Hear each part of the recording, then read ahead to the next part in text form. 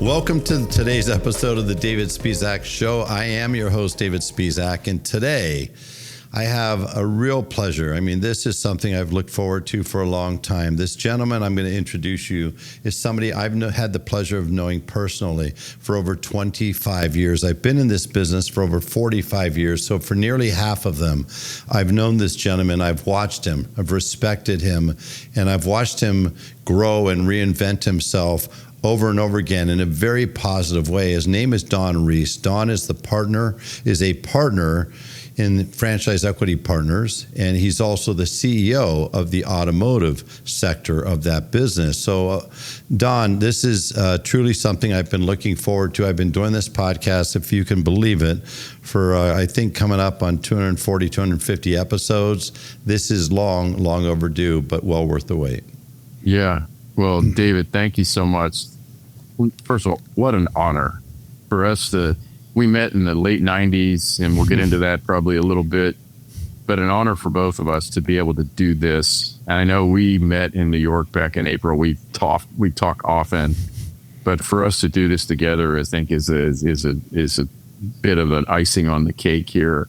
And we've had similar careers, we've had diverse careers, but it all seems to converge. And I've had a ton of respect for you and what you're doing and what you've accomplished. And so I think this is gonna be really fun for us. And I'm just honored that you've invited me to do it. And by the way, I did tell you, I think a year ago when you asked me, and I said, get this thing perfected and then bring me in when you got it really clicking. Well, I love that you said that, and I love how you have somebody that we both respect immensely, and Mike Maroone is like you wanted Mike to come in and be the test pilot before you would come on. There's a little diva-ish of you, Don, but I certainly respect the fact that you wanted to make sure that I could get this right. By the way, I don't know if you've spoken to Mike lately, but how's he doing? I speak to Mike probably 4 times a month, and he's been my just absolute dear mentor and friend since I joined him in 1987.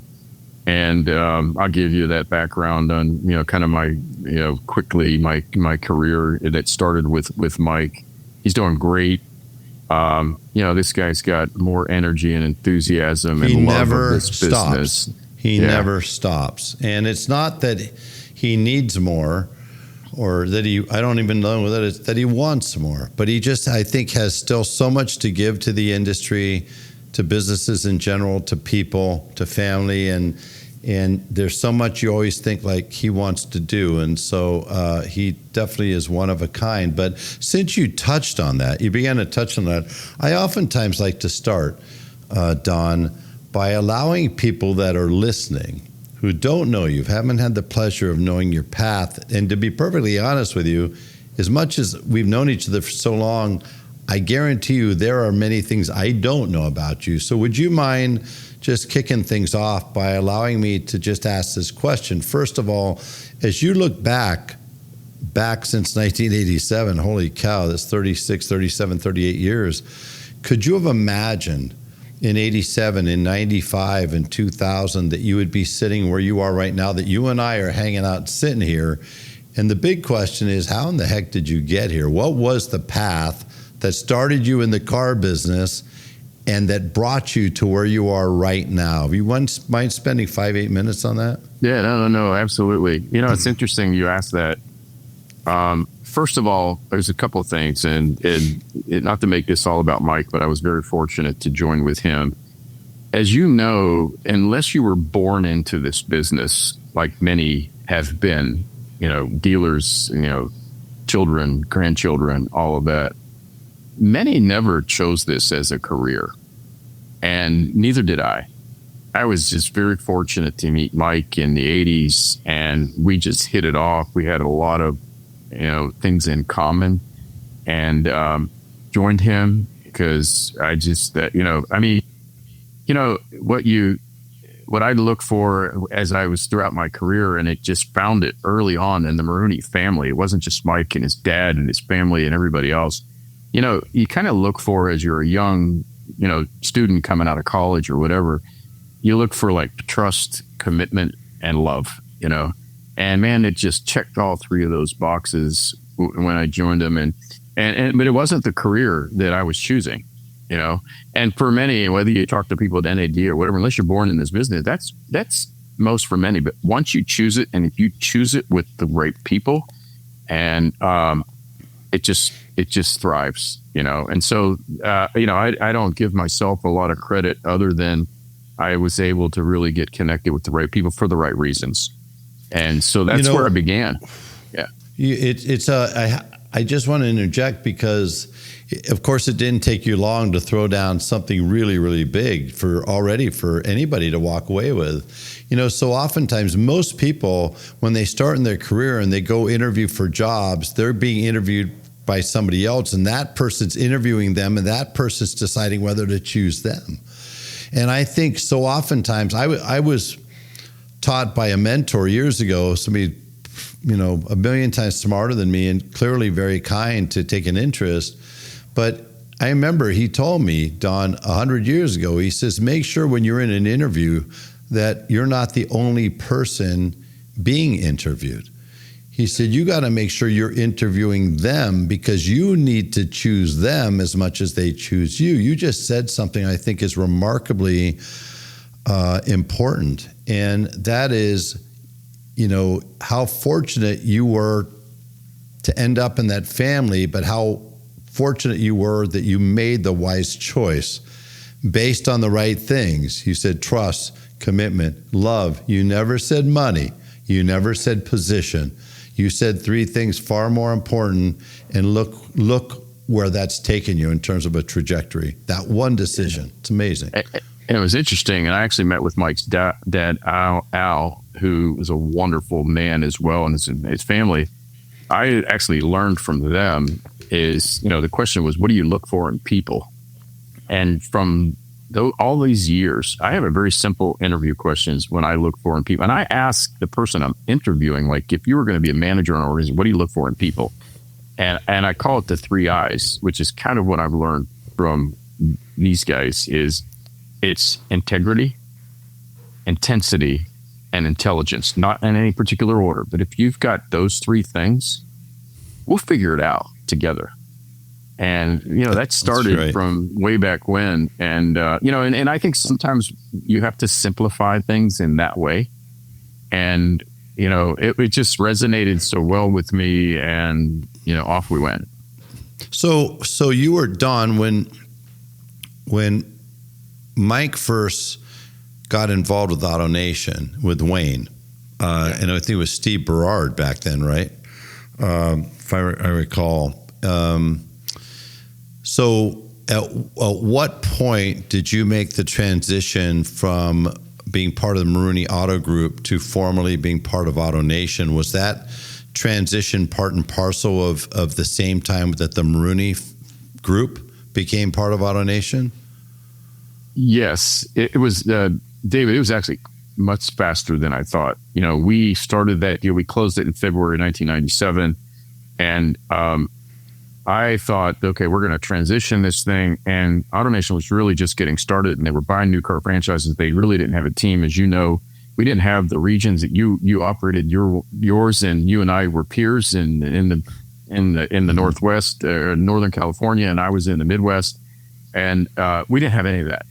So I often got called down because we were based out of, Fort Lauderdale, basically, in the headquarters in Fort Lauderdale. I got called down there every day. And so that turned quickly into a role that we needed and they needed. So while we were still continuing to close, we were assisting. And the funny part is we were being one of the first deals, maybe the first deal, that we had started a group called Drivers Mart. I won't get way into that, but we had started it. And when he bought that, when Wayne made the acquisition of the Maroone Auto Group, it was 3 things he was getting that he saw. And this is how he and Steve worked, is they were not only getting our franchise dealerships, they were getting our team. And they were actually Drivers Mart members. Many of them actually sold to AutoNation. Not all of them, but many of them sold to AutoNation. So he basically got a 3-for-1 type of deal. and quickly realized he needed to get into the franchise business and did it in that way. So our transaction was very important to him and the people. And so take us through. So you spent how much time formerly as an AutoNation employee? Because that would have been probably from 1998 formally through what period of time? Yeah, it was pretty much all in 97. And then in late 2009, we had already formed the regional offices. We may have called them something different back then, but they had 8 regional offices. You were running the Northern California. We couldn't find anybody up to run Seattle. them. Yeah, we weren't running. I think you won a contest for the Midwest, didn't you? No, I'm not sure I would categorize that as a win. But no, you know what? I grew up in the Midwest. I'm an Ohio kid. My wife is an Ohio gal, and our daughters were young children, both born in Florida, and we wanted them to get some Midwest sensibilities. Literally, one of the hardest days in my business life was leaving Florida to go to the Midwest and not being right under the same roof as Mike was for so many years. And then the next hardest one is later when I left AutoNation. But I did that from, let's just call it late 99. Mike Jackson had just come in as the CEO. Remember, we had 36 AutoNation used car superstores. I know we closed them on December 11th, 1999. And I remember the stock price being $4. Yeah. So there were a lot of things in the ecosystem there that we were all dealing with. And then I stayed until 2002, late 2002, almost 2003.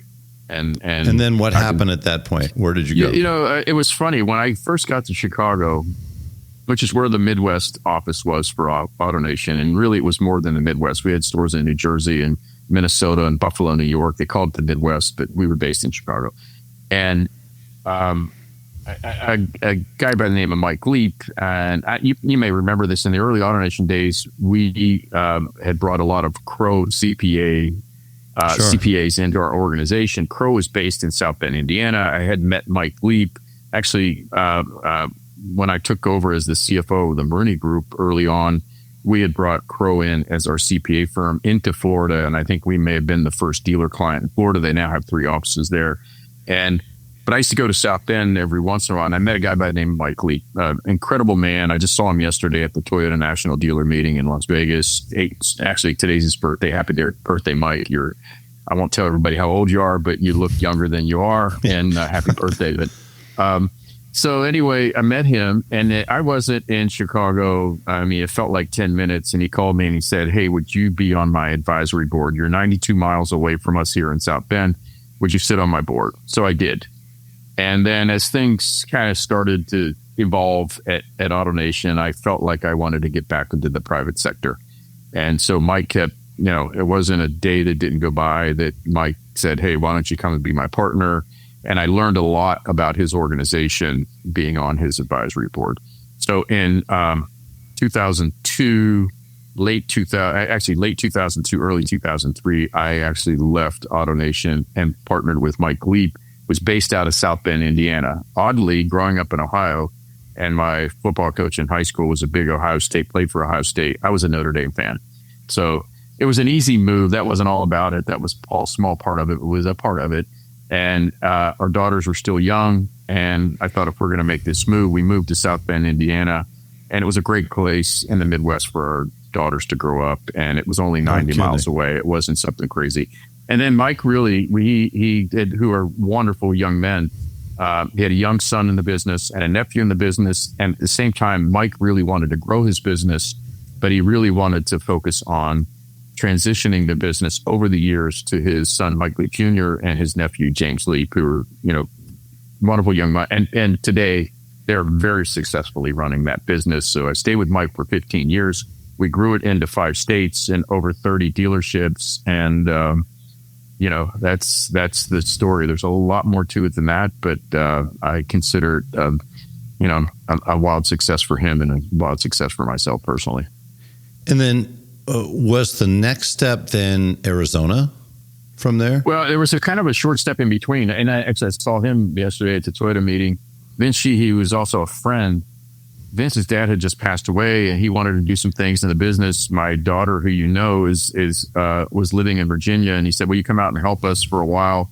And I did, and I thought that was when I left Leap. It was retirement number one, and that didn't last long. I went out to Virginia for a very short period of time, and then oddly, some may or may not know this, but Mike Maroone is the director on Carvana's board of directors. I got a call in 2017 from Mike and said that Carvana just went public, and Ernie Garcia Sr. Would like to talk to you about running and becoming the CEO of DriveTime, based here out of Arizona, which is where I sit today. And would you, as Mike is, would you mind if I gave him your number for him to reach out to you? Well, about 10 minutes later, Ernie called me, and about 2 months later, I moved to Arizona and I became the CEO in early 2018. So I came off the bench again for the second time and came out here. And Ernie's, I know everybody reads a lot about Carvana and Ernie and an incredible human being. But, before I move on, I just want to say a couple things about the people. I think I've talked a lot about Mike Maroone, but, I did a lot of these things because I learned something new from every one of them and something better from every one of them.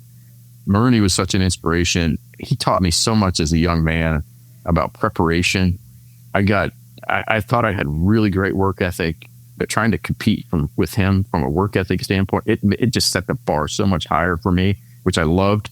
And he's such a relationship guy, which is the part of the business that I think that really rounded myself out personally. Then let's move on to Leap. Mike's such a gregarious guy, and his family. And I tell my wife all the time, there's two people in my life that taught me how to give. One is my wife, and two is Mike Leap. He's such a community driven. His business is in the community. The way I think their tagline is driven to give. And so those few things you pick up along the way. He's also a relationship guy himself, So you start saying, take these little nuggets that you get from everyone along the way, I'm calling them little nuggets, but they're really big and developmental things. And then, you go on to Ernie Garcia. And then at that time, a little bit about DriveTime. Carvana was built inside of DriveTime starting in 2012, spun it out, went public in 2017. And so for a lot of years, they were going in a bit of different directions. DriveTime, at that point was probably selling 130,000 used vehicles a year, subprime auto loan portfolio of over $4 billion. All this is public information. And, but then, Carvana was, in my words that I use is, kind of the prettiest state of the prom at that point.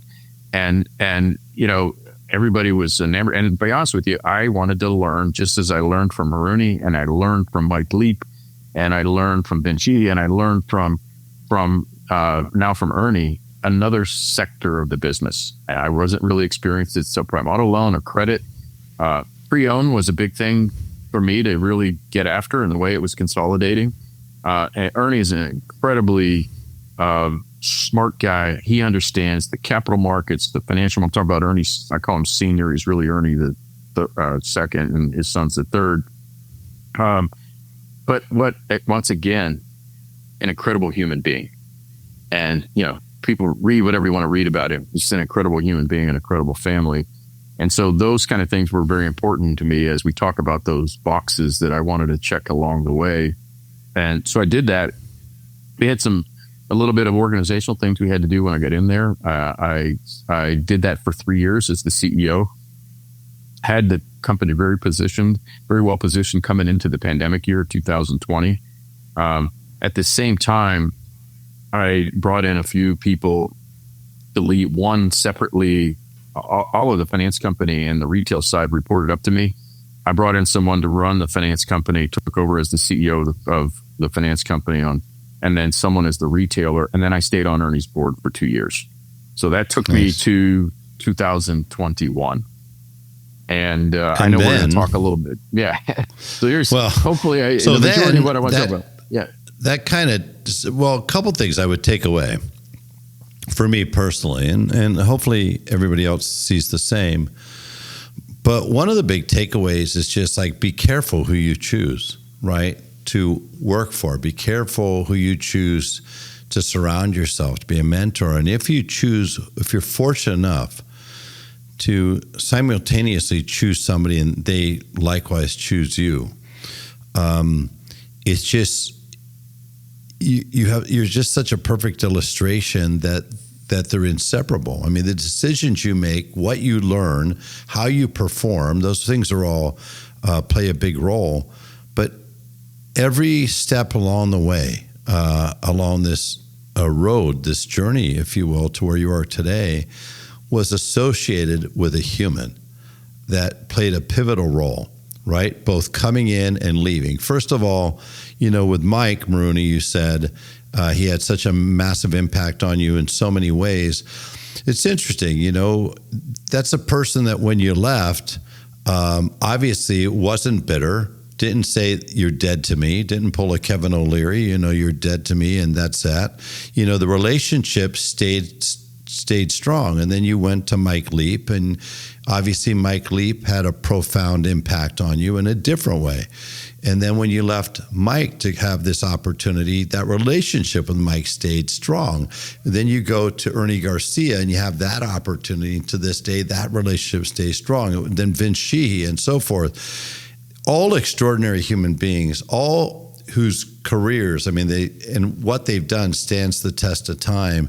And it just shows how profoundly important it is. If you could be so fortunate to surround yourself with really great human beings that are well-rounded, that are good people, man, what an impact they have on the trajectory. And so all of that leads you and I talking now, where you're a partner at FEP and you're the CEO of the automotive sector. And speaking of the automotive side, would you be so kind, before we move on to the next subject, would you be so kind just to touch on, maybe from a macro level, if you think about where we are economically today and the direction we're heading, and right now where we are in retail automotive, what would be your take, Don, when it comes to looking at retail automotive now and the economy at large? Yeah. The way I look at it, and it's, some of this, how I view things, has actually come from these relationships you talk about, how you think about things and how you evaluate things and how you react to things. And so, when I look at it, it's funny. The other night, I laid out, and I always often do this with myself about the industry, because it's the industry that I love. It's the industry we're committed to. And it's the industry that we want to see have sustainability forever. We want our industry, just like our country and everything else. We want it to be successful and sustainable forever. But, so I started looking, I'd say, what are the positives and the negatives right now? And what are actually more importantly, I guess I say it, what are the challenges and the opportunities right now? And, I always like to end with the positives, and let's just say let's start with what the challenges are. I really believe that affordability is the number one challenge. And we're starting to hear this word affordability. I was talking about affordability 4 years ago. When you started to look at the average transaction price of a vehicle in this country getting near $50,000, David, you and I remember that used to go up by $1,000 a year, maybe, and not even $1,000 a year. It's gone up in recent years. It's $50,000 now, and for sometimes some good reasons, whether it's safety or efficiency or whatever it is, there's some good reasons for it. But at the end of the day, it's a very expensive purchase. So I think affordability, and I don't look at, most of the time when people talk about affordability, I don't specifically look at cost of car. I look at cost of ownership. And when I was running DriveTime, we really had to look at cost of ownership, right? Whether it's fuel cost, warranty cost, repair cost, insurance, all those things, cost of ownership on top of the cost of vehicles. So cost of ownership in general. So I think it's the number one challenge that the industry's got right now. And then when you look at the OEMs really taking out a lot of the entry level segments, I learned yesterday or this week that actually Toyota's got 6 vehicles under $30,000, according to that. Not many have that, but those that stayed in, most of the Asian brands kept in with the sedan and entry-level vehicle. Others had to really get to the point where go truck only, because that's where all the margin is for the OEMs. So affordability is at the top of the list. I do think rates have been a real challenge when you look at payments and what rates have been, and the average payment for an individual on an auto loan, and now they're extending these things out, 80 months plus, and that may not be the best thing. I think supply on some brands is too much for some brands, and it's not enough for others. And, it was funny at the Toyota meeting this week, they basically said they're at 107% of their capacity. But every Toyota dealer, I think many would say they'd like to have more. Some are like, hey, if our margin's holding up, we really are fine with that. And so I think there's an inflection point in how much is too much and how much is not enough in the supply side of things. And then I think the other big challenge right now, and I think this is going to last a while, is the used car market. The short supply, because of whether it was not enough leasing, not enough off rental units, or whatever it was, of 3 to 5 year old units, that could last, in my opinion, this is only my opinion, that could last probably into late 26 and into 27 from a supply standpoint. And so I think that's another challenge. And then, of course, this whole tariff thing, there's a lot, and I think the tariff thing will, over time, sort itself out. But if you said, what are the challenges right now? Those are the 5 or 6 ones that I think are the largest for the industry. Now, it's not the same for all brands, not the same for all dealers, not the same for all markets. I couldn't agree with you more. Okay, let me stop there and see if you have any questions. Then I want to get to what I think the opportunities are. I would love to just jump in for a second, just because it's interesting, just for context.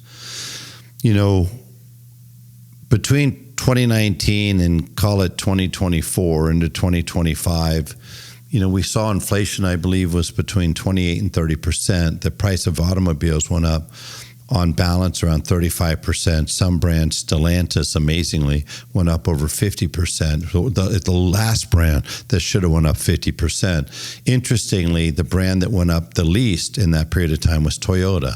And isn't it funny?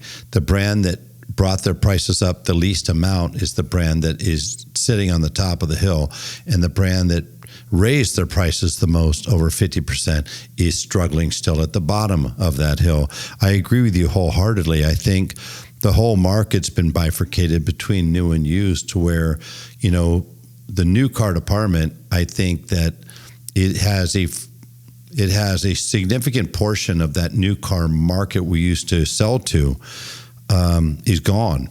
And the affordability, there is really no way to fix affordability anywhere in the short or midterm, in my opinion. Number one, if you look at the average household income over a 5-year period, it barely moved from 79 to 81, 82,000.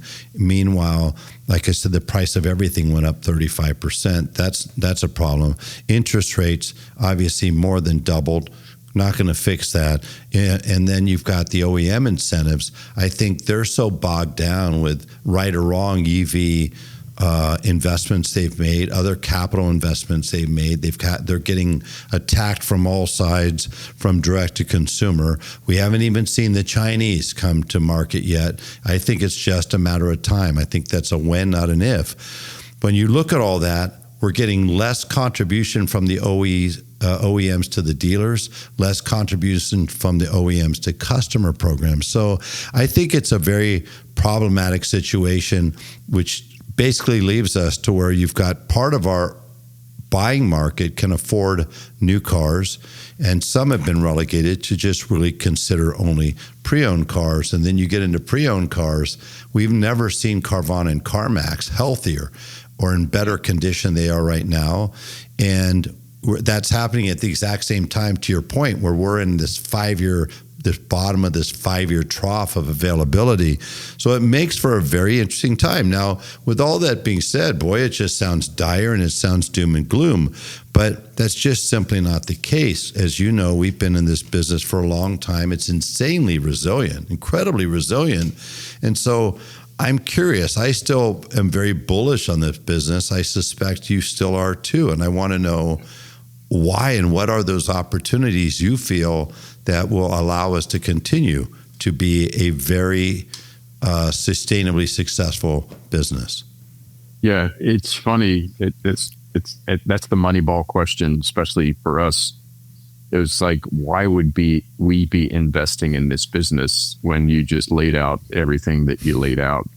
So I do see a lot of good reasons for it. Now, I think because of everything you have just outlined and described, which I agree with, it'd be interesting to talk about the Chinese. I think recently there's been a lot of conversation about, China's not coming, all the stuff with the tariffs and all that. If it creates employment in the U.S., it's coming.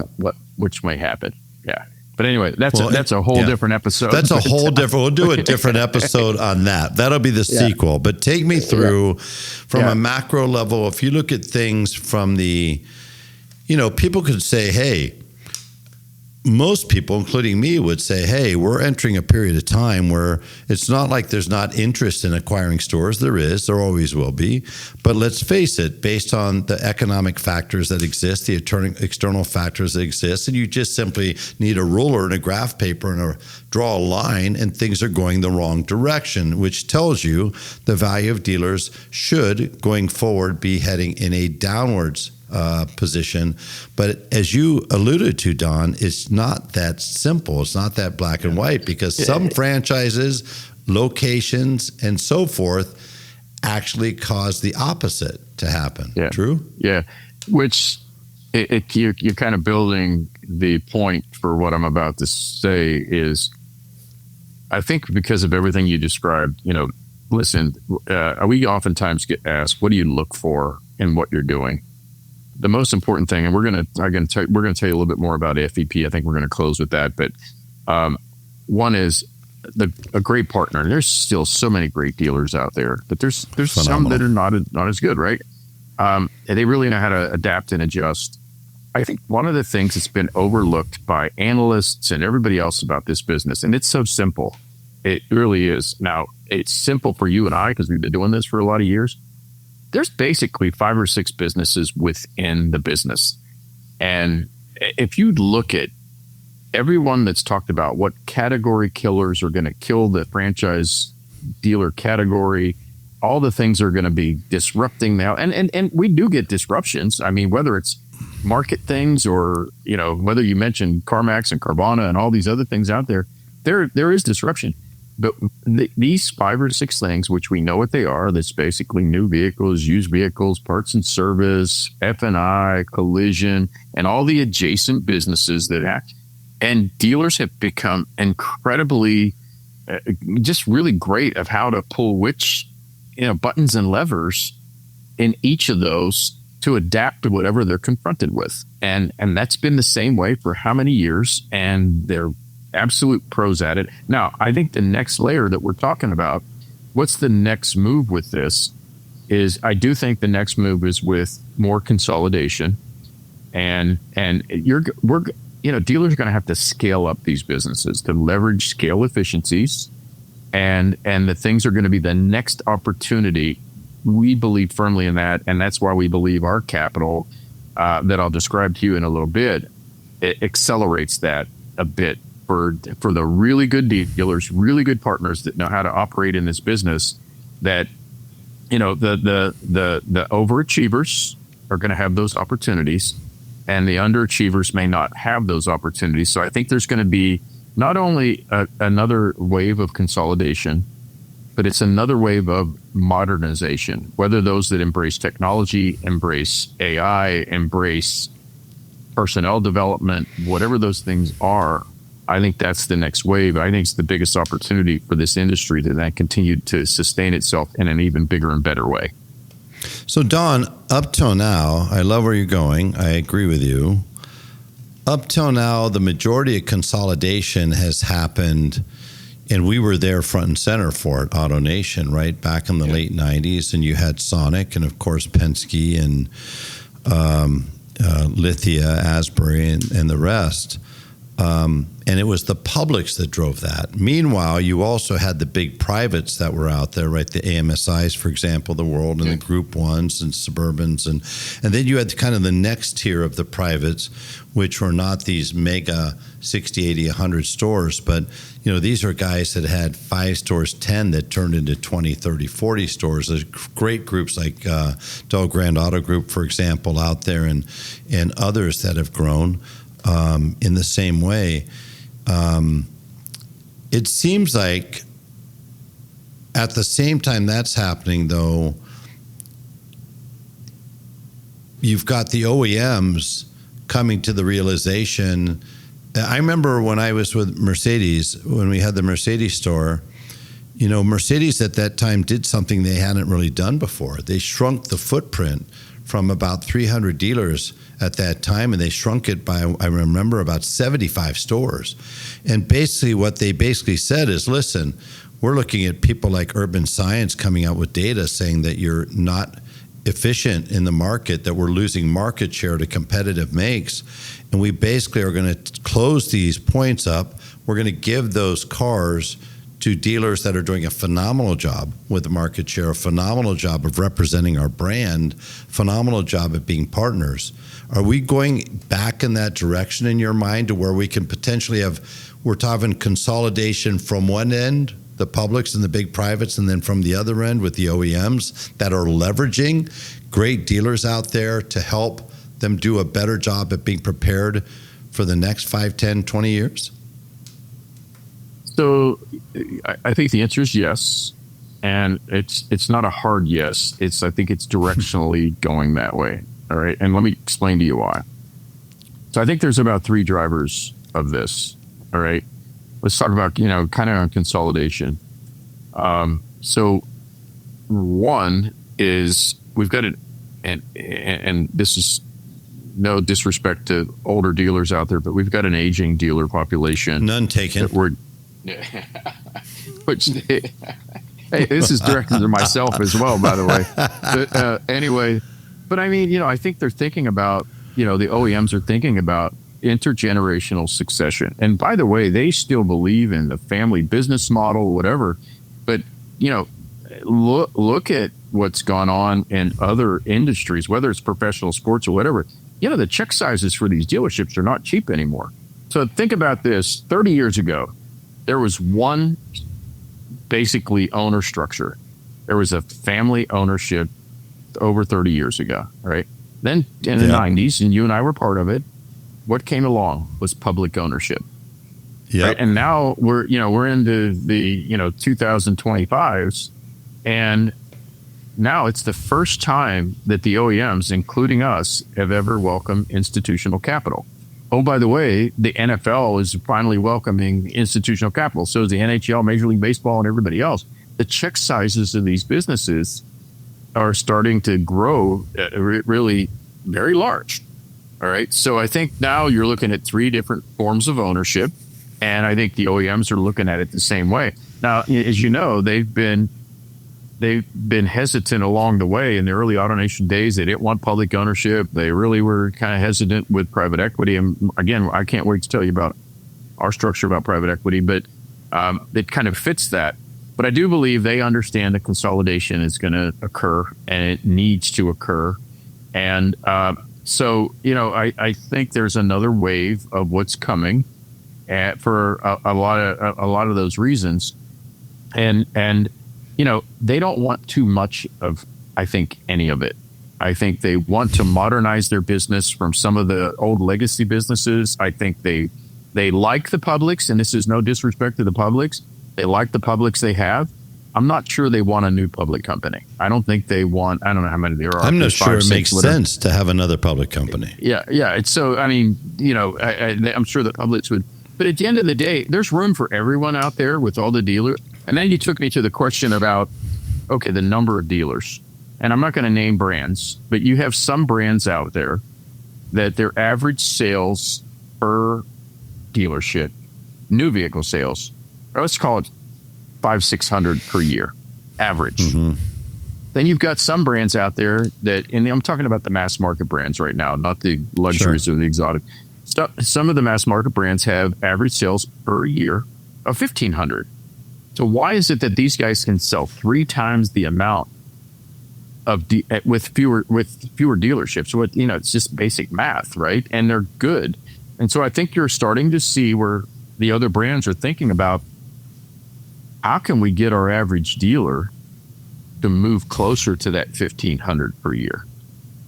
So that the is interesting another thing is, if I could say, I think they're also saying it's not that we can't, because when you look at those ones that do an average of 500, they already have some of their dealers doing 1,000, 1,200, 15. Yeah. So they're sitting there thinking, wait a minute, we have market validation that we can do it.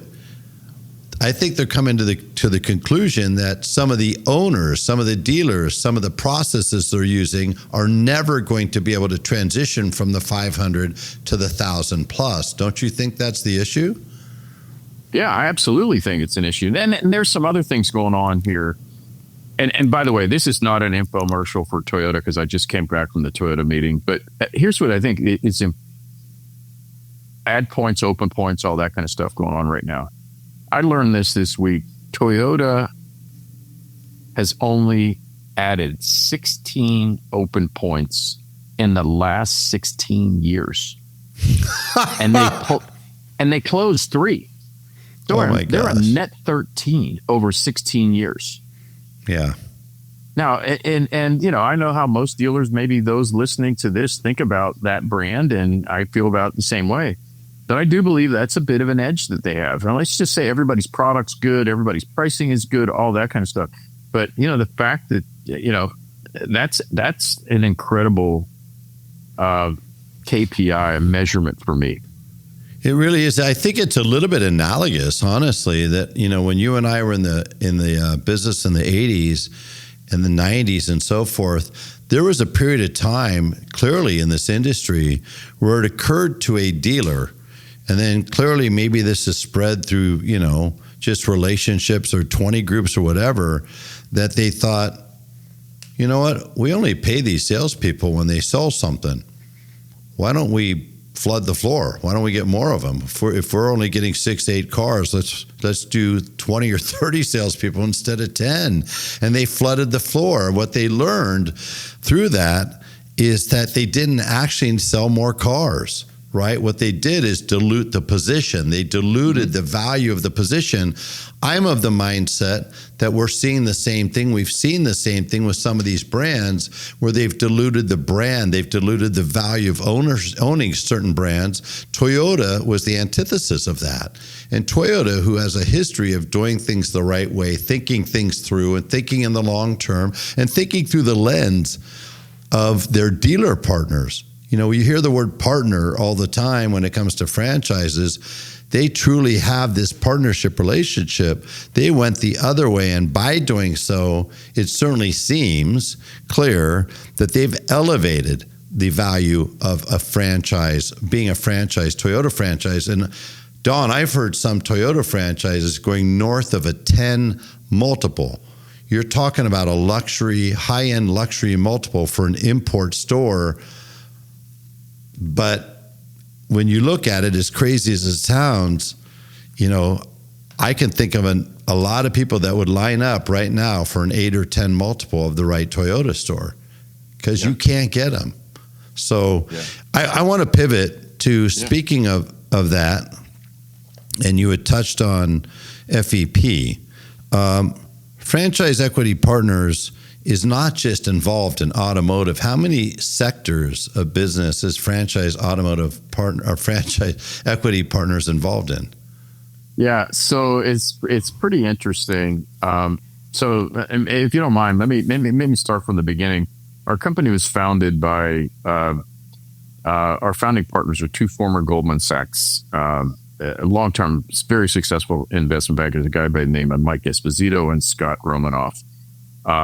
And by the way, going back to all the the business mentors in my life and business partners in my life, they're right there, cut out of the same cloth, of all of them.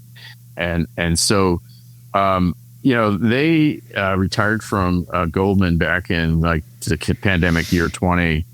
And of course, just like everybody else, it's like, what's the next chapter in our business career? And they landed on all things franchises. And, so they happened to have a good friend that was a former, and is our first auto dealer partner, a guy by the name of John Sobel, that is in dealerships in New York, New Jersey, Pennsylvania, and Connecticut. Sure. He was a former Goldman guy, very successful. And they spoke to him and he said, if you guys want to start with franchise, why don't you lead with auto? And so they did a whole study of auto and all the franchise related businesses. And then it's funny thing is they reached out to Mark LeNave, who had just retired. And mostly everyone knows Mark, who ran sales and marketing for General Motors for 15 years, was head of Volvo for a couple of years, and then went to Ford Motor Company, did the same role at Ford Motor Company, and retired in 2020. Coming into 20, they reached out to Mark and said, Mark, would you, what do you think about this? And would you take a look at our investment thesis on this? So Mark, much like people that would know Mark looked at it and said, hey, I really like this and I'd really like to be a part of it. But, this sounds a lot like Mark. He said, I've probably approved a couple thousand of these deals. I've never valued one. I've never run one, but let me go find somebody that could do that. So that's how I learned. And Mark reached out to me. We connected. I met with Mike and Scott. This was in the fall. And by the way, happy anniversary to us. This is our 4th year in September of this year. Congratulations. That I joined Franchise Equity Partners. And by the way, I ran this by a lot of my friends that I've mentioned to you already. And everyone came back and said, boy, this sounds like a great thing. So your question was, what other verticals we're in? We are in auto. We're in quick service restaurants. We're in beer and beverage distributorships. We're in heavy equipment. And we're in a whole category that we put in the category of consumer. So consumer home services, health, fitness, and beauty, those types of things. And it's pretty interesting that all of these franchise-related businesses, even though it's a different commodity, they behave and perform so much like auto. And I would start with, many of them are all family-owned, just like auto.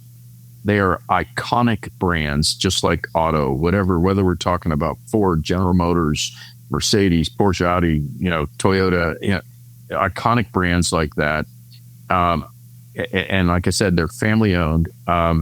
Many of them are still dealing with intergenerational succession.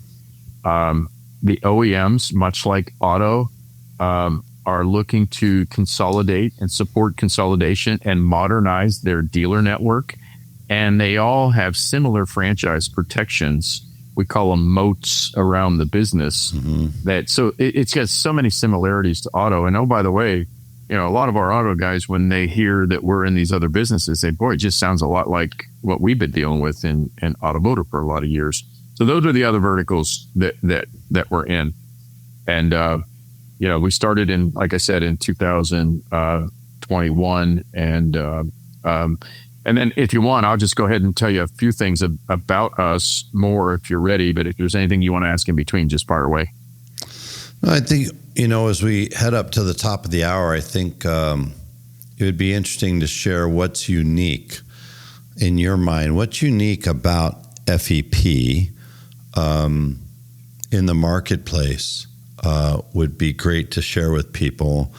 And let me just see if I had any other question. And then I think the last two would be what's unique about you, and then what a lot of people that are in that situation that may be curious might be interested in what the typical size of your investments may be. Yeah. So let's begin with that. What really great question. What makes us unique is we consider ourselves very what I would call non-traditional private equity. And what that means is, and I'll probably repeat this about 4 more times before we wrap up today, is we are a minority, we're passive, and we're permanent. So what that means is we would only take up to 49% of a position, not looking for control, and we don't have control. 2 is we're passive. We don't get in and meddle in the operations. Now we do, because we have professionals in all of these verticals. If there are things that you would like to leverage from our experience and our skills or whatever, we welcome that, but nothing is imposed on you. And we're permanent capital. We're not flipping this stuff out in 5 years, 7 years, or whatever. We're long-term. It's intended to be really growth capital. And okay. So that's what, and so by the way, the OEMs like all of that. They like the fact that we're not majority and we're not control. We're not in there and telling them everything they need to do with the OEMs, and we're permanent capital. The OEMs aren't going through this exercise with somebody else 5 years from now.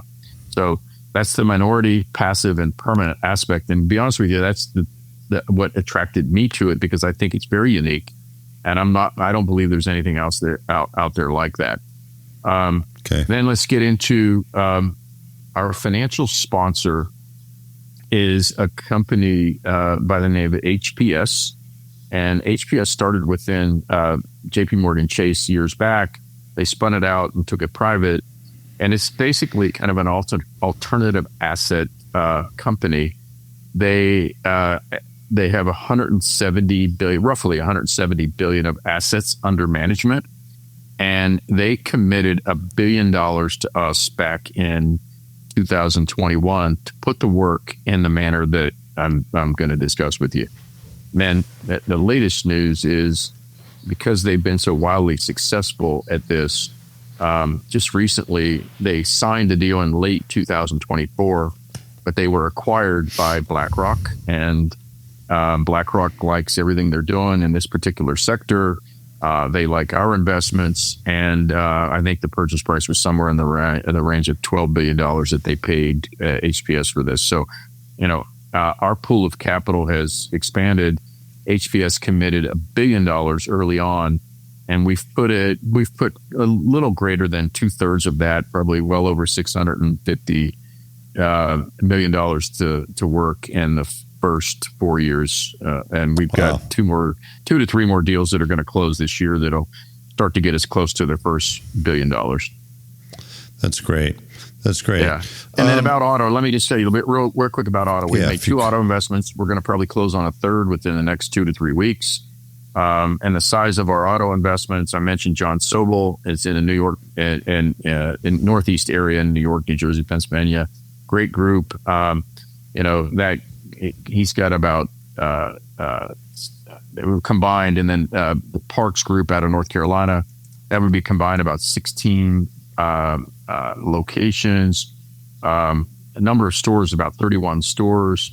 We're approved by somewhere between 19 and 20, depending on how you count the brands currently.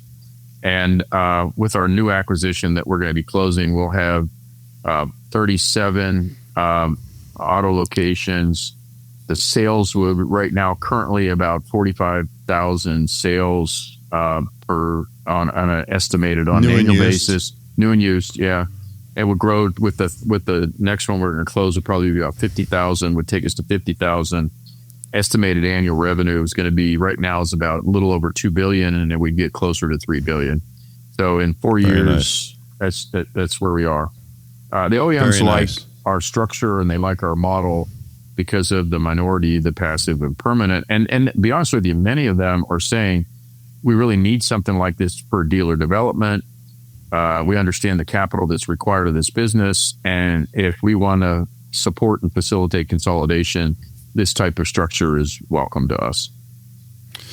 Well, Don, pretty tough to cover 25 plus years of us knowing each other, and what sounds like roughly the better part of 40 years of you being in this industry in under an hour.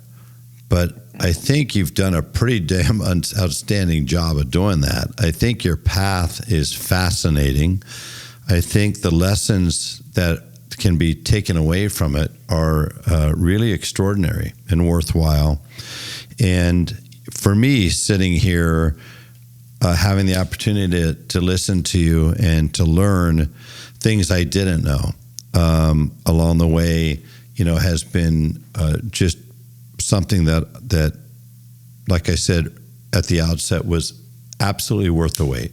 So I think that I would love to have you back on, because I think that without any shadow of a doubt, there are other things that we could dive deeper on, things in the industry, obviously what's going to happen potentially with respect to China as they continue to ramp up their production. I was talking to Michael Dunn, who you may know. Michael Dunn, brilliant guy, used to head GM Asia for 20 years. I don't know anybody who I would consider to have greater expertise in all things EV in that area, in the Pan Pacific area. But Michael shared with me a while ago, 6-8 months ago, that China's going to have the capacity, they're going to have the ability to handle 75% of global new car production. 75% by you're talking just 4 years from now. This is not a country that sits on capacity. They figure out some way of opening up markets and getting those cars out the door. You said it earlier. I don't know when this is going to happen, but if at the end of the day, it brings investment here, capital investment, it brings jobs here, and it opens up and solves the affordability problem, which it would. You're talking sub $25,000 EVs. I think, again, I'll say it again, I think it's a win, not an if. But I look forward to continuing this conversation another time. But I really have to thank you so much. I know you're busy, for taking the time out of your week and out of your day to spend this time with us. And I want to just ask anybody who listens, if you know anybody who would benefit, which would be a lot of people, from what Don shared during the course of the conversation, please take the time to share the episode out. Of course, you'll find it on Spotify and Apple and everywhere else you can hear a podcast. If you'd be so kind to leave a review, good, bad, or ugly. If you want to figure out how to get in contact with Don, please feel free to reach out to me. And you could also check out the show notes at davidspisak.com. Don, wishing you and your family, by the way, 43 years of marriage, going on 44 years, on top of a remarkable career. That's a remarkable statement about you as well. And you mentioned you were so lucky to meet and be around and be mentored by great people on the business side. Sounds to me like you found a pretty good partner on the personal side as well, right? Yeah, and David, I know you want to wrap it, but listen, thank you, because you are an integral part of that group. People ask me all day, every day, why do you continue to do this? And, I love to learn, and I know you do. And if you said to me that one takeaway, I love the way that you have continued to persevere in your own personal growth and career, because you're a learner, and I learned from you, and I so much respect and appreciate our relationship. Thank you. I do as well. I look forward to being able to stay in touch. I know it's just a matter of time before we will run into each other at some industry event, and I always look forward to that, Don. But until then, thanks again for taking the time, and wishing you all the best. And for everybody listening, thank you for taking the time to listen. I know you'll get as much out of this as I did. Until next time, thanks for joining us and joining me on the David Spisak Show. All the best. All the best. Warm regards. Thank you.